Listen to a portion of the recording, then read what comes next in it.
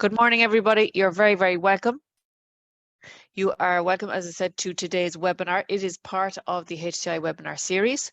My name is Oonagh Gilvarry and I'm the CTO of HCI. And today we're going to be looking at how we can, I suppose, initiate our process for preparing for compliance in the home support sector, and how we can plan our route to compliance utilizing a gap analysis tool. So I think we have some interesting things that we can talk to you this morning about. For those of you who may not be quite au fait with HCI, we support, I'm just bringing it down so we can see our lovely coloured slides. We help providers of health and social care services to make intelligence-driven decisions to attain, manage and improve quality, safety and regulatory compliance. We've worked with a very broad spectrum of clients within the health and social care sector, from acute services, residential, disabilities, and obviously with home care and home support services also. We have currently 2 offices, one in Galway and in Dublin, and have currently around 30 staff. So we have plenty of people that we can draw on expertise from. So why are we here? Why have you good people given of your time this morning in relation to this webinar? Well, I'm sure you're all very, very aware of the regulatory framework model that's in discussions and trundling down the tracks to us at this stage. Those draft regulations being released in June of last year, and I know there's a number of ongoing processes of discussion and tweaking and a number of activities ongoing in relation to content. But we do know that those draft regulations are coming. And when they do arrive, they will be supported by a number of guidance documents that will be released from the Department of Health, and then will be supported also by a set of national standards provided by HICWA. And they're going to set some of the high-level outcomes in relation to services and what they expect to see in relation to service provision. The content, as I said, it is undergoing review and feedback and a lot of back and forth, but we do have a pretty good idea of the type of focus that will be there and the required content that they're going to expect to see. Not only from the draft regs do we have this knowledge, but also looking at the residential and disability sector specifically. They do have a very particular type of approach, and this is going to be reflective I would say in relation to the home support services also. So from that, we know it's coming down the tracks. So at what stage, I suppose, are we going to launch ourselves into the world of compliance or assessing our compliance? And I suppose I think at this stage and in relation to the broader HCI approach, it's now time to benchmark your service and ask yourselves really key questions about your service provision as it currently stands. Are you preparing for regulation? Are you going to sit on your hands and wait and see what happens and see what tweaks are made down the road? Or are you going to launch yourself into the process at as early stage as possible, which is certainly always well received by regulatory bodies when the time comes, that people get off the blocks as quickly as possible and start really assessing what this regulation is going to mean for your service and what is it going to mean for the care and support that you provide to your service users. Asking yourself questions about how are your service processes currently stacking up against what's required. You know, are our processes comprehensive? Are they really effective? And do they hold the person central to their being? So are they really looking at where they need to look at and ensuring effective and positive outcomes for your service users?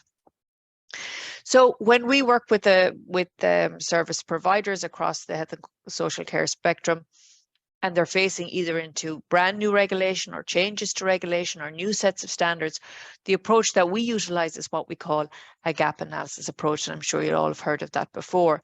But if we look at specifically what a gap analysis is, it's a method of objectively assessing the performance of a service to determine whether or not the requirements, and in this case, those being the draft regulations, whether they're being met, and if not, what steps do we need to take to achieve compliance with them. Okay, and that word objectively is very central to the gap analysis approach, and we'll talk a little bit about that in a couple of slides' time. Typically, when we talk about gap analysis, it acts as a starting point for an action plan. It's not something that we do when we're halfway down the track. It really acts as our starting point, and that's why it's so important to get off the blocks as quickly as possible. about looking at achievement for compliance. Yes, the minutiae may change, but getting a starting point and identifying where the really significant gaps are, so we can start working on those action plans that might take a little bit more time to give us as much scope as possible to be able to kickstart that process. It's important when we talk about gap analysis that it is clearly very different from audit. Audit is a verification that the processes we already have are conforming to requirements. And it really is a snapshot in time. When we would do an audit, we don't review every single section of a regulation or a standard. When we do an audit, we select maybe key areas where there's a high risk or where there's been problems in the past, and we focus on them. Whereas in gap analysis, it's a much more broader and open approach, rather than the more restrictive elements of audit. So it's important to bring that to mind. When we utilize gap analysis, we can identify, as I said, those specific processes that might be left out or not yet fully developed or just need a lot more time and effort implemented to it. And from that, it's about guiding our allocation of resources and then identifying additional training or education requirements for staff that we might need to harness to ensure the quality and safety of our care. So it is very much about a tool rather than a stick. That's really the way that we want to approach it. When HCI embark on a gap analysis for a client, we have 6 very key stages that we implement. And we're going to go through each of these this morning. We'll move through them, unfortunately, quite quickly. And I know we have limited time. But we're going to look at when we have a gap analysis, it's really important. First of all, we need to establish the target. And we already know what that target is based on those draft regulations and the requirements that are detailed within them. We're then going to try and understand the assessment approach. And what I mean by that is when HICWA are coming on site and they are doing their analysis and reviewing the compliance of your services, we want to try and get into their mindset when we're doing the gap analysis. What would they expect to see? What would they expect people to be able to communicate to them about the service? What would they expect to observe when they see those processes being implemented? So we want to try and get into the mindset of what is expected of us, not what we think might be expected of us, but what a regulatory body would expect to see when they come on site. So we'll have a little chat about that. Then about analysing our current process. How do we get out on site and get stuck into our service to really do an effective gap analysis? How should we record those findings? How should we rate our level of compliance? And then talk about developing that action plan at the back end. So we have 6 stages here, and we'll go through each of those. So as I said, with stage 1, this establishing the target, well, I suppose as we currently stand, the target is compliance with the draft regulations as they currently stand, because that's what we've got right now. I am very aware that it is a movable target and that the standards and guidelines are yet to come, and that will push us a little bit further. But we do have a pretty good handle on the key areas that we need to focus on and the types of requirements that we are going to be it's expected us to be compliant with. It's important when we embark on a gap analysis that we really manage it, as I call it, in bite-sized chunks. And what I mean by that is we're not trying to assess everything in one go. Like if we're talking about the draft regulations, then just talk about the draft regulations. Don't try and add on the IPC standards or the national standards for safeguarding. And what happens then, it just gets too unwieldy and out of control. And when we talk about the gap analysis as well, we can also divide it up into the key regulations. Say, okay, well, maybe we'll just cover 5 regulations within this gap analysis and another 5 in the next set. We have to manage with what we have and the resources that we have, and we're considerate of that. One of the key things before we embark on the gap analysis process is that we have a tool to document the process. Now, this is not a very complicated tool. We utilize an Excel sheet to support our model, but it just gives us some place that we can collate all of the information and utilize it as a live document and a live action plan as we move forward. So I've just taken, for example, here, this is the regulation 17 in the draft regs for policies and procedures. So we just literally detail out the regs, give a section for where we're going to record our findings. We detail our compliance rating. I'm going to talk about that in a little while, and how we identify what that should be, a section for our quality improvement project. So that's going to be our action plan when we come to that stage of the gap analysis process. We're going to define the individuals who are responsible for it, not the teams, the individuals for the actions as they come out. What is the timeline we expect to implement this action within, and the ongoing rolling status of it. You can see down at the bottom, we have just little tabs here. So again, dividing it into the bite-sized chunks and just taking each regulation as it comes so that we have a manageable set of data as we move through the process. So it's a very simple tool, but one that we utilize. And as I said, it can remain as a live document as we update it. Now, stage 2 is understanding the assessment approach by the regulatory body. And this is the bit that takes the little bit of work. So what I'm trying to get across here, as I said, it's about when we're doing this gap analysis, when we're reviewing our documents, when we're out on site, we're observing the services being implemented, what would the regulatory body expect to see? What is their approach when they go out and analyze services? Now, we don't have an awful lot of documentation. We don't have any from HICWA in relation to the home support model, but we do have a lot of other supporting documentation in reflective sectors like disabilities or residential care. So they normally release 2 types of documents when they're going to be coming out on site. And one of them is the assessment judgment framework, which details lines of inquiry or questions that they will normally ask under each of the regulation types. And the second is the guidance for assessment of centres. So again, they have one for disabilities and residential, and this details the type of evidence they would expect to be available to them when they go out on site. So they're really key documents that will give us an insight for the types of things that HICWA would expect to see. Another font of knowledge, but there's a lot of information in it, are the HICWA inspection reports. And that's work that we do within HCI, where we trend the information that is coming out of HICWA inspections, so we can see what we call the hot right now, the key areas where there's problems in non-conformance, and we can see the trends, be it in risk management or complaint management, whatever the case may be, and the types of non-conformances that are being recorded and being communicated against services. So that information is available. As I said, that's that type of trending work we do in HCI, because it can be very difficult to pull that data out individually. So that information is available to us. It's really important that we try and get into the psyche of that and get into the feel of it. So those expected lines of inquiry, what are the key questions they're going to ask? And then the 3 elements: what do they expect to observe? What do they expect to be communicated to them? And what do they expect to be available to them? What evidence are they going to expect to see? So just on the basis of that, I pulled an example for Regulation 17, policies and procedures, because again, that's covered in disabilities and residential services. So it's pretty standard, the sort of thing they're going to look for. So remember that triangulation model. When they come and look at a regulation, they review it through documentation, observation, and interview. They have their 3-pronged approach.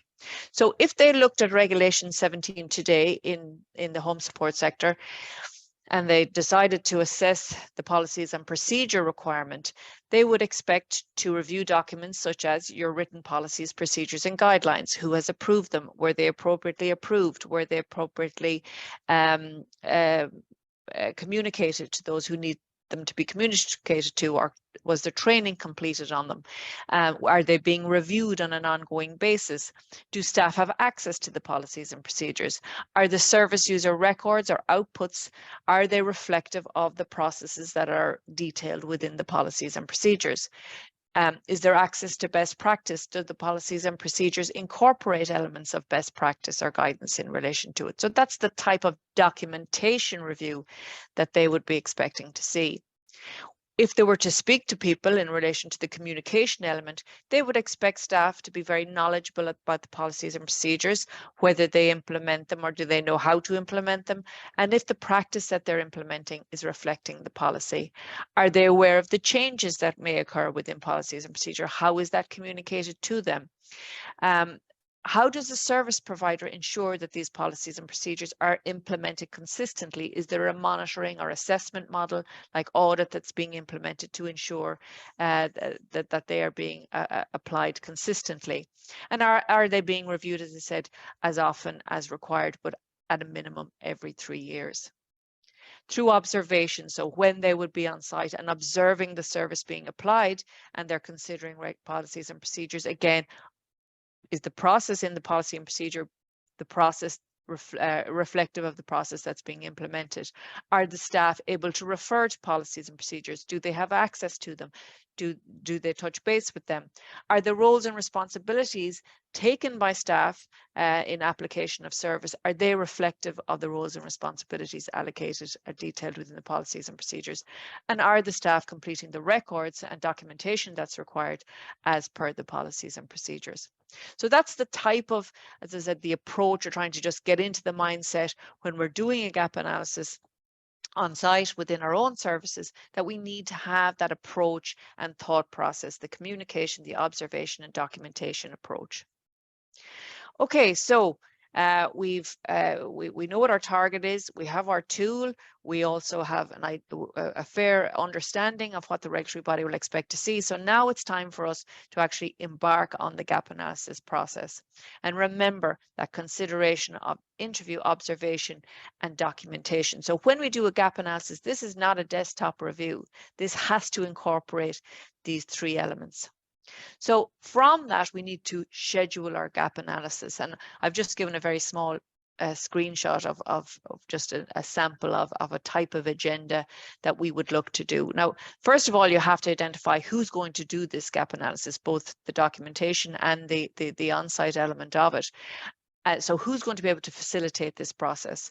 And again, really important that we have that objectivity that's required for gap analysis. And that's really difficult when you're trying to find somebody internally to do it. I said we all protect the processes that we do every day. As I said, myself, protecting them like our firstborn. But it's really important that we come with that objectivity and that HICWA mentality.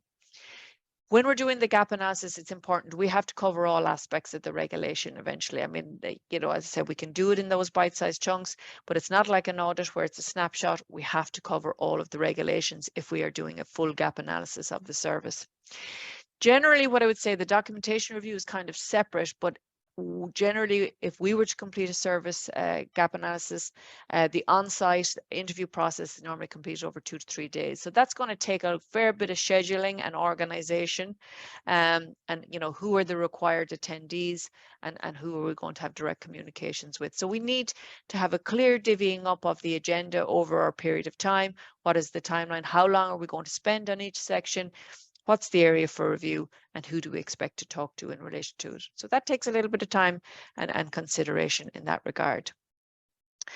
As I said, it's really important to review again, beyond the paperwork. It is not a desktop exercise. We want information to be sourced from those service user visits, from observations, those one-to-one discussions with staff and with service users, if at all possible, as well as that review of documentation. And again, that objectivity of this stage is so critical and must be reflective of the regulatory body approach.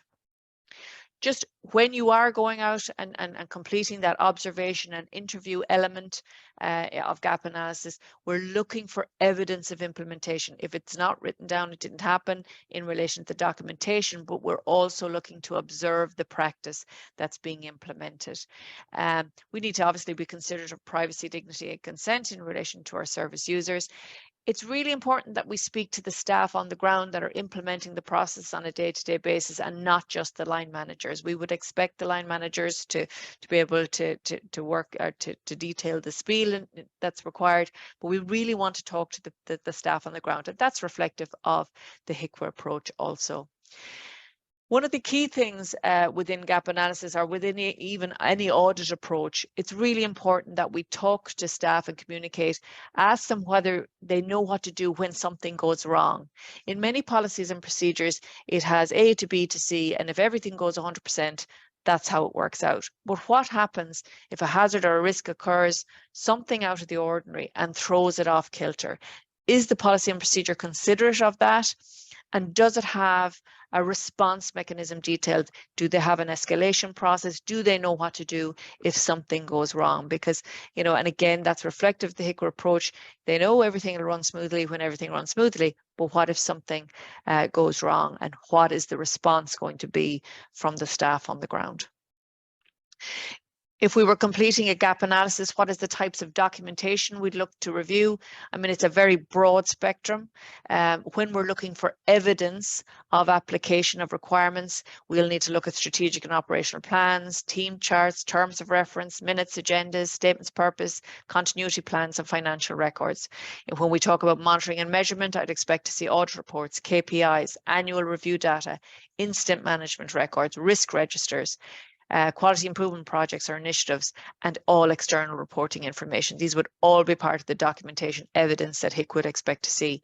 Within our HR records, I want to see staff files, job descriptions that are reflective of actual roles and responsibilities, including designates, should that be the case, training plans, induction and ongoing training records, rotas, agency staff records, performance reviews, and supervision records. So all of those will act as evidence for your application or to illustrate compliance with the requirements.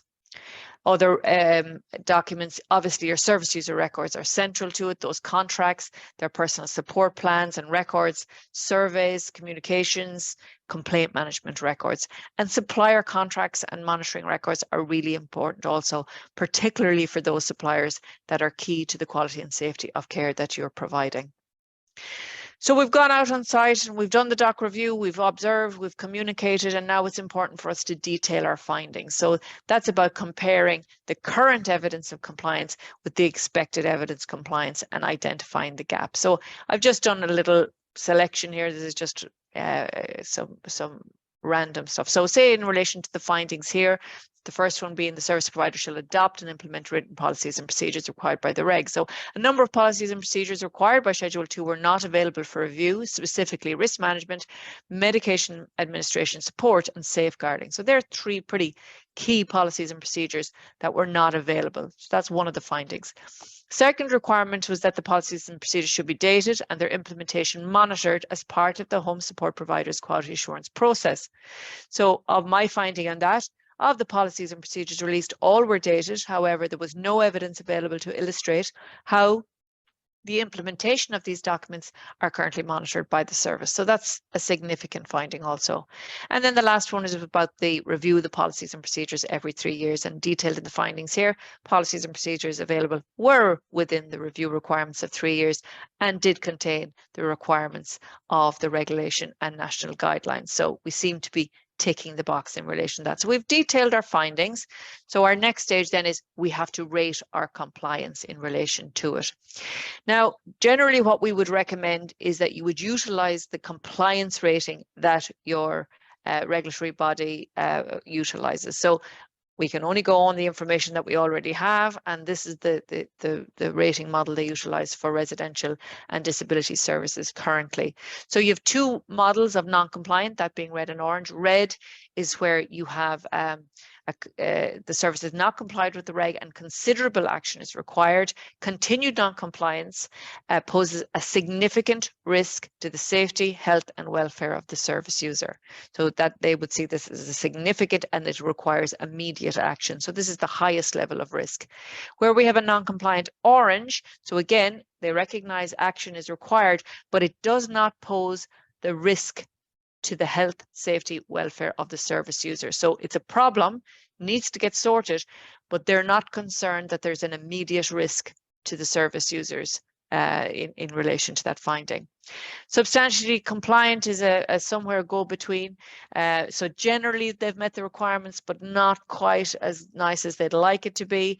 And they give that a low risk rating. And then obviously you have your compliance of green, which is full compliance. So if at all possible within gap analysis, we try and utilize that. Again, it's about trying to get into the mindset of your regulatory body and the application.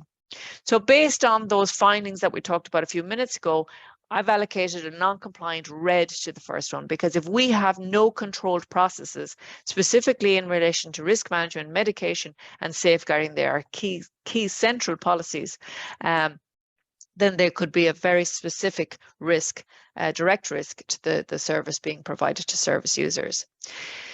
In relation to the second one, we haven't got a monitoring method. Now that could go red or orange depending on, and again, a lot of the information or findings that are recorded would need to be supported by other documentation. But in this example, I've said, okay, they are in place. they may be happy with the application of them, but that there's not an effective audit process in place to monitor their application. So in that case, it'd be non-compliant orange. And as said, the last one, they're doing what they need to do for the policies that are actually released. And in that case, we detail it as being compliant. So we've done our findings and our compliance rating, and at this stage our job is to develop an action plan, and this is really the central driver as we move forward. So we're looking to develop a comprehensive step-by-step action plan to bring the current status where we are to where we need to be. And you know, as I said, that gap analysis is giving us the time and space for us to be able to do that, rather than when a big stick comes and it's hanging over our heads and we have to get it done super quick. We need to ensure that individuals are provided with responsibilities, not teams. We don't say it's the management team's job to do that, because we know then it'll be nobody's job to do that. So it's really important that we give the responsibilities to specific individuals. If they decide to allocate it to somebody else, that's fine, but the buck stops with them in relation to the responsibility. It's really important that we set that timeline for implementation. Are we giving it a week, a month, whatever the case may be, but set a date, a specific date, and then on that basis, these open actions have to be reviewed on a scheduled basis. You have to incorporate this review, the review of those open actions, as part of either a management team meeting or some format that there's a scheduled ongoing rolling meeting, and that the requirements for the review of that open action plan has to be part of the agenda, and preferably detailed within their terms of reference for that meeting team. Because if it isn't given as a formal responsibility, it just ends up not getting followed up. And with so much good work being done up to that, it is a shame then when open actions just kind of dwindle on and it's never done. And it's really important that as well, if it's a thing that actions aren't being implemented and there is a lack of focus of it, that there's an escalation process there. Like, at what stage are we going to bring these to the service provider? Say, look, we have these open actions, they're just not getting done, and we're going to find ourselves in trouble when the regulations come to pass. You know, so that escalation process is there, and it needs to be given that level of importance by the management team and by the service provider. And as I said, it's really important that when QIPs are closed, or whatever justifications, if there's an extended timeline required, that's documented in the meeting minutes. So that's clarity on the process and how it's ongoing.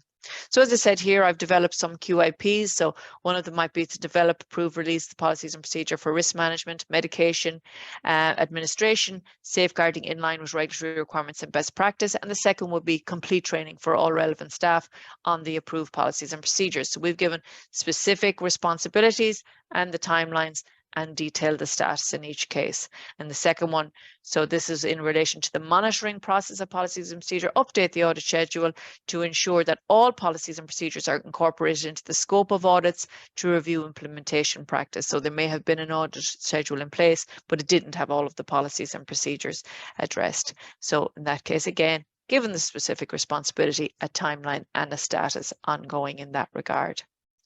So there are 6 stages for the gap analysis. They're very much a whistle-stop tour, and you can see there's a huge amount of information and requirements and actions that are required behind that. But it is that establishing the target, getting into the mindset of an objective approach from which is similar to a regulatory body, analysing those current processes from a documentation, an observation and a communication perspective, recording those findings objectively and specifically, rating your services level of compliance, and then from that developing that step-by-step action plan and ensuring that it's followed up on by the management team and given a sufficient amount of weight within the organization. In relation to HCI, we complete gap analysis. We can support you in that process against draft regulations or whatever standards or requirements that you'd like to assess. And from that, we develop a comprehensive report detailing not only the key areas of focus that may need development, but also identifying areas of good practice for the organisation. And if you have any queries in relation to that service, please feel free to give us a call at the number detailed or the email address. And I do know that Rosemary is circulating the link for this webinar through all of our social media channels. So if it's a thing that you think that other members of other colleagues might be interested in hearing what we had to say this morning, then please feel free to communicate that. Thank you very much, everybody, for your time. We hope to run a number of, this was our first of the webinar series for 2023. We will be running some more throughout the year. So keep an eye on our social media channels, and Rosemary will let you all know about what will be next to trundle down the line. But thank you very much for your time this morning.